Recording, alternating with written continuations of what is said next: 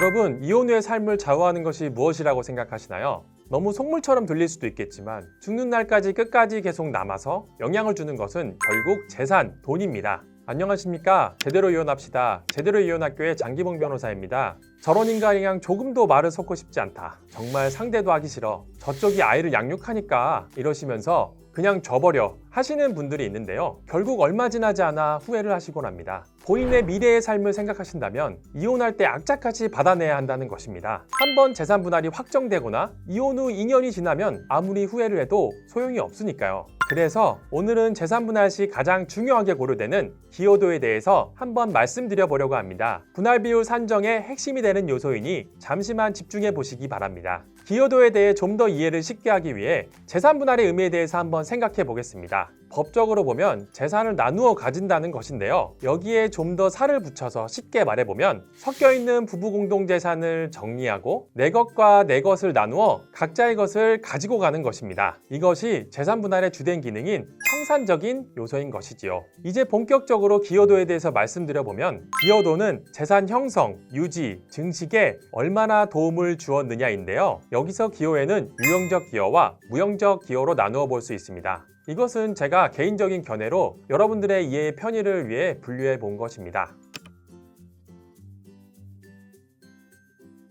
유형적 기여라고 하면 소득과 같이 돈을 벌어온 거, 투자를 잘해서 재산을 추가한 거, 뭐 이런 것들인데요. 금액이나 가치가 눈에 확 들어오는 만큼 기여도를 높일 수 있는 확실한 방법일 수 있습니다. 그래서 소득 자료나 재산을 형성하는 과정을 보여주는 투자 자료를 최대한 확보하여 제시하면 좋겠죠.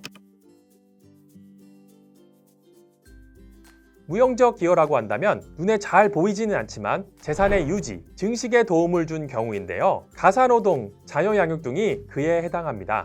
심지어 배우자의 곁을 지켜주면서 심리적인 안정을 준 것만으로도 배우자의 경제활동에 정서적인 기여가 있다고 보아 기여도를 인정해 주지요. 그런데 사실 이런 것들은 눈에 잘 보이지 않거든요. 재산과 얼마나 관련이 있는지도 명확하지 않고요. 따라서 무형적인 기여를 판단함에 있어서는 혼인기간이 매우 중요한데요. 기간에 따라 비율이 일정하게 정해지곤 합니다. 2년차, 3년차, 10년차, 20년차 이렇게 연차별로 나누어 법원에서 내부적으로 기본적인 비율을 정해놓고는 합니다. 물론 여기에 아이를 낳아 양육한 경우에는 기여도를 좀 더 올려주게 되지요. 그리고 20년차가 이상 되면 특별한 사정이 없는 한 무형적인 기여만으로도 5대5의 비율이 된다고 보시면 됩니다. 다만 무형적인 기여만으로는 절반을 넘길 수는 없습니다. 혹자는 그러십니다. 저희는 맨날 서로 싸우고 괴롭혀서 오히려 심적으로 불안정을 주었는데요. 또는 제 마누라는 집안일도 안 하고 애들도 내팽겨치고 맨날 놀러 다니기만 했는데요. 라고 하시죠. 하지만 법원이 이러한 개별적인 사정들을 일일이 확인하고 수치화하여 기여도에 반영하는 것은 사실상 불가능합니다. 그래서 그러겠거니 하고 일반적인 경우를 상정하여 객관화하고 그것을 기여도로 반영하게 됩니다. 오늘은 재산 분할 시 그 비율을 정하는 기준 중 가장 핵심이 되는 기여도에 대해서 알아보았는데요.